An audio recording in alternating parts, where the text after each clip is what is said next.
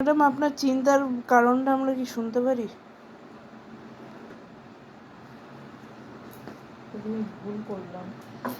এত থেমে থেমে আপনি কেন কথা বলছেন? আর এই মাথায় তুই যে এরকম জ্বালাস না এসে এসে, জ্বালানোর জন্য আমার সব উলট পালট হয়ে যায়। আর আমার মাঝে মাঝে আমার কোনো কাজ করে না, মনে হয় না যে আমি সেলাইপত্র জানি, কাটিং পত্র জানি, কিছু জানি। তোদের জ্বালায় মাথায় ব্রেনে মাঝে মাঝে এমন চাপ পড়ে, আর আমার সেই সময় ভুলভাল হবেই, কিছু না কিছু ভুলভাল হবেই। সুস্থ তো থাকতে দিবি না তোরা কেউ। আমি কি করলাম? এইবার জ্বালাবো দেখ। এখনো তো জ্বালাই নেই। ভালো লাগে না, সেলাই মেলাই বন্ধ রাখতে হবে। এইটাই হচ্ছে মেন বিষয়। সেলাই টেলাই বন্ধ করে দিতে হবে, তারপরে তোমার কোনো ইচ্ছা নাই সেটা বলো। তোরা তারপর শান্তিতে থাকবি।